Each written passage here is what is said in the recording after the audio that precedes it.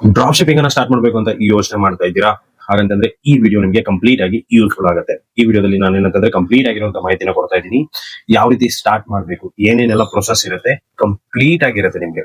So ಇದ್ರಲ್ಲಿ ನೀವೇನಂತಂದ್ರೆ drop shipping ಅನ್ನ ಅಂದ್ರೆ ಏನು, ಡ್ರಾಪ್ ಶಿಪ್ಪಿಂಗ್ ಅನ್ನ ಯಾವ ತರ ಸ್ಟಾರ್ಟ್ ಮಾಡಬೇಕು, ಪ್ರಾಡಕ್ಟ್ ಗಳನ್ನ ಎಲ್ಲಿ ಹುಡುಕ್ಬೇಕು, ಸಪ್ಲೈಯರ್ಸ್ ಗಳನ್ನ ಯಾವ ರೀತಿ ಹುಡುಕ್ಬೇಕು, ಮತ್ತೆ ಸ್ಟೋರ್ ಅನ್ನ ಯಾವ ರೀತಿ ಡಿಸೈನ್ ಮಾಡಬೇಕು, ಮಾರ್ಕೆಟಿಂಗ್ ಯಾವ ತರ ಮಾಡಬೇಕು, ಸೊ ಆರ್ಡರ್ ಬಂತಂದ್ರೆ ನಾವು ಏನ್ ಮಾಡ್ಬೇಕು, ಮತ್ತೆ ಪೇಮೆಂಟ್ ನಮ್ಗೆ ಯಾವ ತರ ಬರುತ್ತೆ. ಸೊ ಈ ರೀತಿ ಕಂಪ್ಲೀಟ್ ಆಗಿರುವಂತ ಮಾಹಿತಿಯನ್ನ ನಾನು ಈ ವಿಡಿಯೋದಲ್ಲಿ ನಿಮ್ಗೆ ಹೇಳ್ತಾ ಇದ್ದೀನಿ.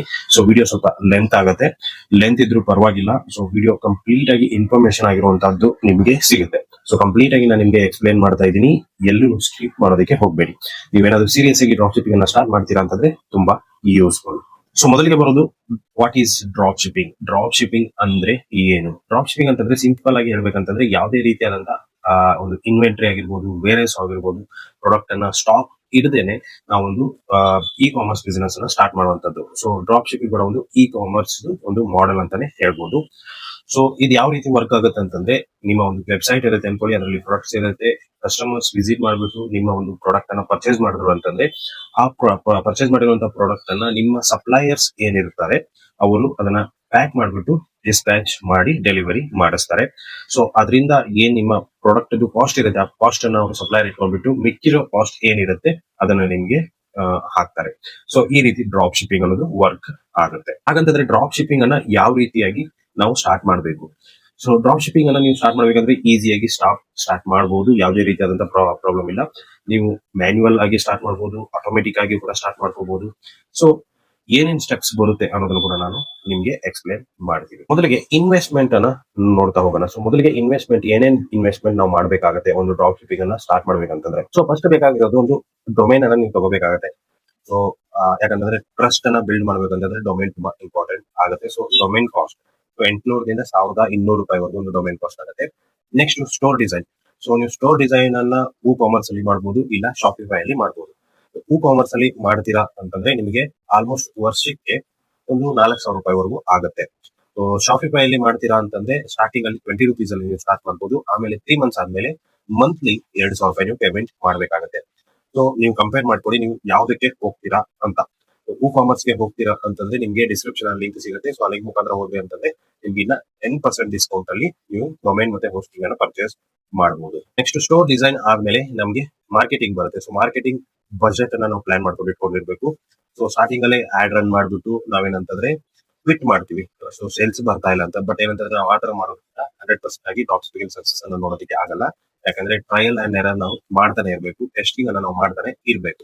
ಅದಕ್ಕೋಸ್ಕರ ಆಡ್ಸ್ ಗೆ ಅಂತಾರೆ ಇಷ್ಟು ಅಮೌಂಟ್ ಅನ್ನ ನಾವು ಬಜೆಟ್ ಇಟ್ಟಿರ್ಬೇಕಾಗುತ್ತೆ. ನೆಕ್ಸ್ಟ್ ಟೋಟಲ್ ಆಗಿ ಹೇಳ್ಬೇಕಂತಂದ್ರೆ ನೀವು ಒಂದು ಡ್ರಾಪ್ ಶಿಪ್ಪಿಂಗ್ ಸ್ಟೋರ್ ಅಥವಾ ಡ್ರಾಪ್ ಶಿಪ್ಪಿಂಗ್ ಬಿಸಿನೆಸ್ ಅನ್ನ ಸ್ಟಾರ್ಟ್ ಮಾಡಬೇಕು ಅಂತಂದ್ರೆ 5ರಿಂದ 10,000 ಖರ್ಚು ಆಗುತ್ತೆ. ಇವಾಗ ನೆಕ್ಸ್ಟ್ ಏನೇನೆಲ್ಲ ಪ್ರೋಸೆಸ್ ನಾವು ಮಾಡ್ಬೇಕಾಗುತ್ತೆ. ಫಸ್ಟ್ ಒಂದು ನೀಚ್ ಅನ್ನ ನೀವು ಫೈಂಡ್ ಮಾಡ್ಬೇಕಾಗುತ್ತೆ.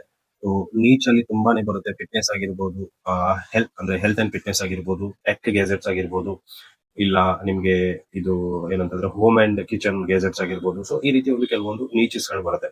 ಸೊ ಆ ನೀಚಸ್ ಗಳಲ್ಲಿ ನಿಮ್ಗೆ ಯಾವ್ದು ಇಂಟ್ರೆಸ್ಟ್ ಇದೆ, ಯಾವ್ದು ಬೆಸ್ಟ್ ಅನ್ಸುತ್ತೆ, ಅದನ್ನ ನೀಚನ್ನ ಸೆಲೆಕ್ಟ್ ಮಾಡ್ಕೊಳ್ಳಿ.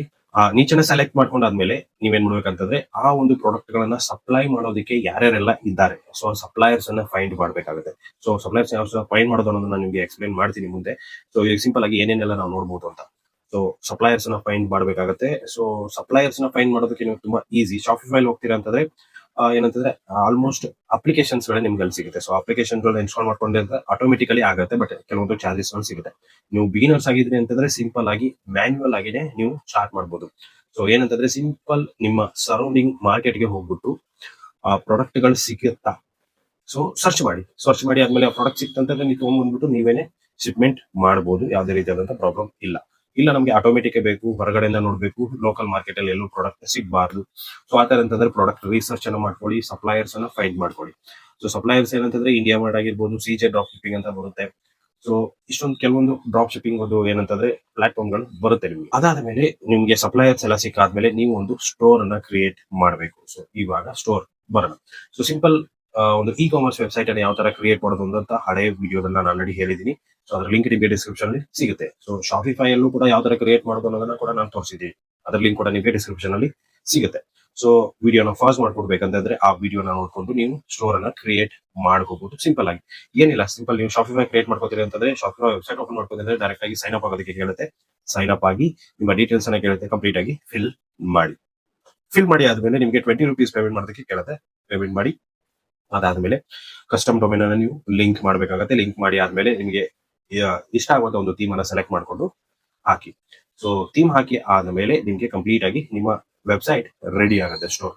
ಅದಾದ್ಮೇಲೆ ನಿಮ್ಮ ಒಂದು ಏನಂತಂದ್ರೆ ಸ್ಟೋರ್ ಏನ್ ಸಪ್ಲೈಯರ್ಸ್ ಇರ್ತಾರೆ ಸಪ್ಲೈಯರ್ ವೆಬ್ಸೈಟ್ ಗೆ ಹೋಗ್ಬಿಟ್ಟು ಅಲ್ಲಿಂದ ನೀವು ಅವರ ಪ್ರಾಡಕ್ಟ್ ಗಳನ್ನ ಪುಷ್ ಮಾಡ್ಕೋಬಹುದು. ಸೊ ಆಟೋಮೆಟಿಕ್ ನೀವೇನಾದ್ರು ಮಾಡ್ತೀರಾ ಅಂತಂದ್ರೆ ಒಂದು ಸಪ್ಲೈಯರ್ಸ್ ನ ಹೇಳ್ತೀನಿ. ಅವ್ರು ಏನಂತಂದ್ರೆ ಶುಕನ್ ಮಾಲ್ ಅಂತ. ಸೊ ಇದೊಂದು ಏನಂತಂದ್ರೆ ಒಂದು ಬೆಸ್ಟ್ ಡ್ರಾಪ್ ಶಿಪ್ಪಿಂಗ್ ವೆಬ್ಸೈಟ್ ಅಂತಾನೆ ಹೇಳ್ಬೋದು. ನಿಮ್ ಸಿಂಪಲ್ ಆಗಿ ನಿಮ್ಮ ಶಾಪಿಫೈಗೆ ನೀವು ಈ ಒಂದು ಅಪ್ಲಿಕೇಶನ್ ಇನ್ಸ್ಟಾಲ್ ಮಾಡ್ಕೊಂಡ್ರೆ ಅಂತಂದ್ರೆ ಶುಕನ್ ಮಾಲ್ ಅಂತ.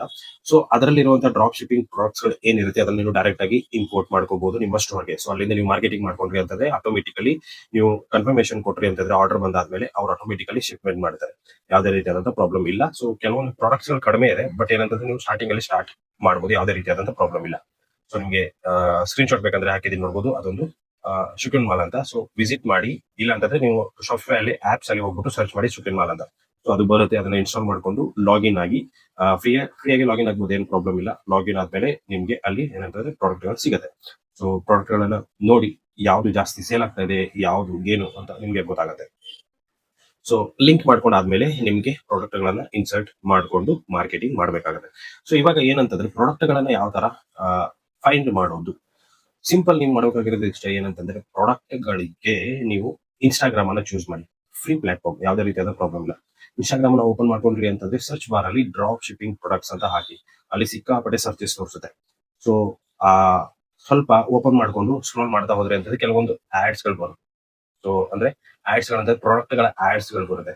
ಸೊ ಆ ಆಡ್ಸ್ ಗಳನ್ನ ಓಪನ್ ಮಾಡ್ಕೊಂಡು ಏನ್ ಮಾಡಿ ಅಂತಂದ್ರೆ ಸಿಂಪಲ್ ಆಗಿ ಪ್ರೊಫೈಲ್ ಅನ್ನ ಫಾಲೋ ಮಾಡಿ ಸ್ವಲ್ಪ ಟೈಮ್ ಸ್ಪೆಂಡ್ ಮಾಡಿ.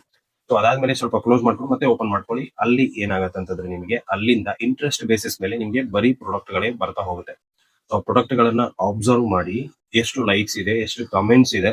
ಲೈಕ್ಸ್ ಕಮೆಂಟ್ಸ್ ಜಾಸ್ತಿ ಇತ್ತು ಅಂತಂದ್ರೆ 100% ಆ ಪ್ರಾಡಕ್ಟ್ ಏನಿದೆ ಅಂತಂದ್ರೆ ಆ ಪ್ರಾಡಕ್ಟ್ ಟ್ರೆಂಡಿಂಗ್ ಅಲ್ಲಿ ಇದೆ ಅಂತಾನೆ ಅರ್ಥ. ಸೊ ನಿಮ್ಗೆ ಆ ಪ್ರಾಡಕ್ಟ್ ಟ್ರೆಂಡಿಂಗ್ ಅಂತ ಇತ್ತಂತಂದ್ರೆ ಆ ಪ್ರಾಡಕ್ಟ್ ಅನ್ನ ಸ್ಕ್ರೀನ್ ಶಾಟ್ ತಗೊಳ್ಳಿ. ಸಿಂಪಲ್ ಆಗಿ ಆ ಪ್ರಾಡಕ್ಟ್ ಬಗ್ಗೆ ಸ್ವಲ್ಪ ಸಪ್ಲೈಯರ್ಸ್ ಅನ್ನ ಹುಡ್ಕೊಳ್ಳಿ. ಸೊ ಸಪ್ಲೈಯರ್ಸ್ ಅನ್ನ ಹುಡ್ಕೊಂಡು ಅವ್ರಿಗೆ ಸ್ವಲ್ಪ ಕಾಂಟ್ಯಾಕ್ಟ್ ಮಾಡಿ. ಸೊ ಈ ತರ ನೀವು ಪ್ರಾಡಕ್ಟ್ ಗೆ ನಾನು ಇಂಟ್ರೆಸ್ಟ್ ಇದ್ದೀನಿ, ಸೊ ಸಪ್ಲೈ ಮಾಡ್ತೀರಾ ಅಂತ. ಸೊ ಸಿಂಪಲ್ ಆಗಿ ನಿಮ್ಮ ಒಂದು ಪ್ರಾಡಕ್ಟ್ ಅನ್ನ ಆದ್ಮೇಲೆ ಡೀಲ್ ಮಾಡ್ಕೊಳ್ಳಿ. ರೇಟ್ ಎಲ್ಲ ವರ್ಕೌಟ್ ಮಾಡ್ಕೊಂಡಾದ್ಮೇಲೆ ನೀವು ಸಿಂಪಲ್ ಆಗಿ ನಿಮ್ಮ ಸ್ಟೋರ್ಗೆ ಹಾಕಿ ಆದ್ಮೇಲೆ ಸಪ್ಲೈ ಏನಂತ ಪ್ರಾಡಕ್ಟ್ ಆರ್ಡರ್ ಬಂತಂದ್ರೆ ಸಿಂಪಲ್ ಆರ್ಡರ್ ಬರುತ್ತೆ. ಆರ್ಡರ್ ಅನ್ನ ನೀವು ಅವರಿಗೆ ಶೇರ್ ಮಾಡಬಹುದು. ಸೊ ಶೇರ್ ಮಾಡಿದ್ರಿ ಅಂತಂದ್ರೆ ಅವರು ಶಿಪ್ಮೆಂಟ್ ಮಾಡ್ತಾರೆ. ಸೊ ಇದು ಮ್ಯಾನ್ಯುವಲ್ ಮೆಥಡ್ ಅಲ್ಲಿ ವರ್ಕ್ ಆಗುವಂತ ಮೆಥಡ್ ಇದು. ಅದಾದ ಮೇಲೆ ನೀವು ನೆಕ್ಸ್ಟ್ ಏನಂತಂದ್ರೆ ಮಾರ್ಕೆಟಿಂಗ್ ಮಾಡೋದು ತುಂಬಾ ಇಂಪಾರ್ಟೆಂಟ್ ಆಗುತ್ತೆ. ಸೊ ಮಾರ್ಕೆಟಿಂಗ್ ಇದ್ರೆ ಮಾತ್ರ ಡ್ರಾಪ್ ಶಿಪ್ಪಿಂಗ್ ಅನ್ನೋದು ವರ್ಕೌಟ್ ಆಗುತ್ತೆ. ಇಲ್ಲ ಅಂತಂದ್ರೆ 100% ಆಗಿ ಡ್ರಾಪ್ ಶಿಪ್ಪಿಂಗ್ ವರ್ಕೌಟ್ ಆಗಲ್ಲ, ನಿಮಗೆ ಸೇಲ್ಸ್ ಅನ್ನೋದು ಸಿಗೋದೇ ಇಲ್ಲ. ಸೊ ಆರ್ಗ್ಯಾನಿಕ್ ಮಾಡ್ತೀರಾ ಅಂತಂದ್ರೆ ಇನ್ಸ್ಟಾಗ್ರಾಮ್ ರೀಲ್ಸ್ ಗಳನ್ನ ಯೂಸ್ ಮಾಡ್ಕೊಂಡು ನೀವು ಮಾಡಬಹುದು. ಸ್ವಲ್ಪ ಟೈಮ್ ತಗೊಳುತ್ತೆ, ಬಟ್ ನಿಮ್ಗೆ ಇನ್ಸ್ಟಂಟ್ ಆಗಿ ಬೇಕಂತಂದ್ರೆ ಆಡ್ಸ್ ಗಳನ್ನ ನೀವು ರನ್ ಮಾಡ್ಬೇಕಾಗುತ್ತೆ. ಮಾರ್ಕೆಟಿಂಗ್ ಅಲ್ಲಿ ಮೆಟಾ ಆಡ್ಸ್ ಅನ್ನೋದು ತುಂಬಾ ಯೂಸ್ಫುಲ್ ಆಗುತ್ತದೆ.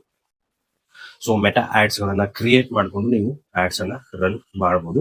ಅದರಿಂದ ಇನ್ ಕೇಸ್ ಏನಾದ್ರು ರನ್ನಿಂಗ್ ಪ್ರಾಡಕ್ಟ್ ಸಿಕ್ಕಾಗ ನೀವು ಆಡ್ಸ್ ಅನ್ನು ರನ್ ಮಾಡಿದಾಗ ಇನ್ ಕೇಸ್ ಎಲ್ಲಾದ್ರೂ ವೈರಲ್ ಆಗಿ ನಿಮ್ಮ ಪ್ರಾಡಕ್ಟ್ ಗಳ ಮೇಲೆ ಸಿಕ್ಕಾಪಟ್ಟೆ ಆರ್ಡರ್ಸ್ ಬರೋದಕ್ಕೆ ಶುರು ಆಯ್ತು ಅಂತಂದ್ರೆ ನೀವು ಸಿಂಪಲ್ ಆಗಿ ಏನ್ ಮಾಡ್ಬೋದು ಅಂತಂದ್ರೆ ಆ ಪ್ರಾಡಕ್ಟ್ ಗಳನ್ನ ಮತ್ತೆ ನೀವು ಏನಂತಂದ್ರೆ ಸಪ್ಲೈರ್ಸ್ ನ ನೋಡ್ಬೇಕಾಗತ್ತೆ. ಸೊ ಸ್ಟಾಕ್ಸ್ ಗಳನ್ನ ನೋಡ್ಬೇಕಾಗತ್ತೆ. ಇದನ್ನೆಲ್ಲ ಫಸ್ಟ್ ನೋಡ್ಕೊಂಡು ಆದ ಮೇಲೆನೆ ನೀವು ಮಾರ್ಕೆಟಿಂಗ್ ಅನ್ನು ಮಾಡೋದಕ್ಕೆ ಶುರು ಮಾಡಿ. ಯಾಕಂತಂದ್ರೆ ನೀವು ಒಬ್ರೇ ಅಲ್ಲ ಅವ್ರಿಗೆ. ಸೊ ಅವ್ರಿಗೆ ಏನಂತಂದ್ರೆ ಸಿಕ್ಕಾಪಟ್ಟೆ ಇರ್ತಾರೆ. ಸೊ ಅವ್ರಿಗೆಲ್ಲಾನು ಸಪ್ಲೈ ಮಾಡ್ಬೇಕಾಗಿರುತ್ತೆ. ಸೊ ಅದಕ್ಕೋಸ್ಕರ ಆದಷ್ಟು ನೋಡ್ಕೊಂಡು ಪ್ಲಾನ್ ಮಾಡ್ಬೇಕಾಗುತ್ತೆ. ಯಾಕಂತಂದ್ರೆ ಔಟ್ ಆಫ್ ಸ್ಟಾಕ್ ಆಗಿ ಆರ್ಡರ್ಸ್ ಗಳು ಶುರು ಆಯ್ತು ಅಂತಂದ್ರೆ ಪ್ರಾಬ್ಲಮ್ ಆಗುತ್ತೆ. ಸೊ ಅದಾದ್ಮೇಲೆ ಬ್ಯಾಡ್ ಇಂಪ್ರೆಷನ್ ಶುರು ಆಯ್ತು ಅಂತಂದ್ರೆ ನೆಕ್ಸ್ಟ್ ಮತ್ತೆ ಆರ್ಡರ್ಸ್ ಗಳು ಬರಲ್ಲ. ಸೊ ಅದಕ್ಕೋಸ್ಕರ ಆದಷ್ಟು ರೇಂಜ್ ನ ನೋಡ್ಕೊಂಡು ಪ್ರಾಡಕ್ಟ್ ಗಳ ಸ್ಟಾಕ್ಸ್ ಅನ್ನ ಅವ್ರ ಹತ್ರ ತಿಳ್ಕೊಂಡು ಆಮೇಲೆ ಮಾರ್ಕೆಟಿಂಗ್ ಅನ್ನ ಶುರು ಮಾಡಿ.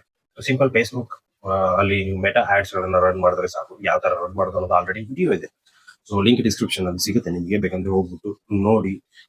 ಅದ್ರಲ್ಲಿ ಕಂಪ್ಲೀಟ್ ಆಗಿ ಹೇಳಿದೀನಿ ನಾನು ಯಾವ ತರ ಆಡ್ಸ್ ಅನ್ನ ರನ್ ಮಾಡೋದು, ಯಾವ ತರ ಸಿಂಪಲ್ ಆಗಿ ಸ್ಟೆಪ್ ಬೈ ಸ್ಟೆಪ್ ಅಲ್ಲಿ ನಾನು ತೋರಿಸಿದೀನಿ. ಅದರಲ್ಲಿ ತಿರ್ಗಾ ತೋರಿಸೋ ಅವಶ್ಯಕತೆ ಇಲ್ಲ. ವಿಡಿಯೋ ನೋಡಿ, ಆ ವಿಡಿಯೋ ನೋಡಿದ್ರೆ ಅಂತಂದ್ರೆ ನಿಮಗೆ ಮಾರ್ಕೆಟಿಂಗ್ ಗೊತ್ತಾಗುತ್ತೆ. ಸೊ ಮಾರ್ಕೆಟಿಂಗ್ ಆಯ್ತು. ಮಾರ್ಕೆಟಿಂಗ್ ಆದ್ಮೇಲೆ ಸಿಂಪಲ್ ಆಡ್ಸ್ ಶುರು ಆದ್ಮೇಲೆ ನಿಮ್ಗೆ ಆರ್ಡರ್ಸ್ ಗಳು ಬರೋದಕ್ಕೆ ಶುರು ಆಗುತ್ತೆ.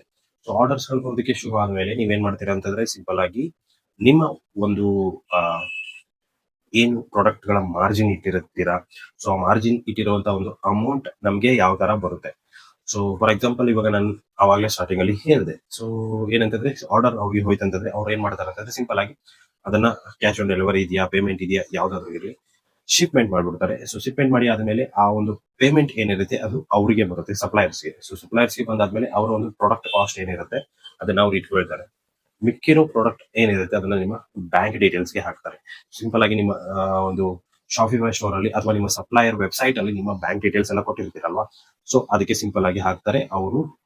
ಅದಕ್ಕೆ ನಿಮ್ಮ ಬ್ಯಾಂಕ್ ಅಕೌಂಟ್ಗೆ ಬರುತ್ತೆ. ಸೊ ಆಲ್ಮೋಸ್ಟ್ ಸಿಒಡಿ ಅಂತಂದ್ರೆ ಒಂದು 7 days ವರೆಗೂ ಟೈಮ್ ತಗೊಳುತ್ತೆ. ಯಾಕೆ ಅಂತಂದ್ರೆ ಪ್ರಾಡಕ್ಟ್ ಏನಾದ್ರು RTO ಅಂದ್ರೆ ರಿಟರ್ನ್ ಆಯ್ತಂತಂದ್ರೆ ಅವಾಗ ಪ್ರಾಬ್ಲಮ್ ಆಗುತ್ತೆ. ಸೊ ಅದಕ್ಕೋಸ್ಕರ ಈ ರೀತಿ ಮಾಡ್ತಾರೆ. ಸೊ ಸಿಂಪಲ್ ಆಗಿ ಎಕ್ಸ್ಪ್ಲೈನ್ ಮಾಡಿದೀನಿ, ನಿಮ್ಗೆ ಅರ್ಥ ಆಗಿದೆ ಅನ್ಕೊಂಡಿದ್ದೀನಿ. ಸೊ ಇದ್ರ ಬಗ್ಗೆ ಇನ್ನೂ ಹೆಚ್ಚಿನ ವಿಡಿಯೋಸ್ ಬೇಕಂತಂದ್ರೆ ಕಮೆಂಟ್ ಮಾಡಿ, ಆದಷ್ಟು ನಾನು ವಿಡಿಯೋಸ್ ಗಳನ್ನ ಮಾಡ್ತೀನಿ. ಸೊ ವಿಡಿಯೋ ಇಷ್ಟ ಆಗಿದೆ ಲೈಕ್ ಮಾಡಿ, ಸಬ್ಸ್ಕ್ರೈಬ್ ಮಾಡ್ಕೊಳ್ಳೋದನ್ನ ಮರಿಬೇಡಿ. Thanks for watching.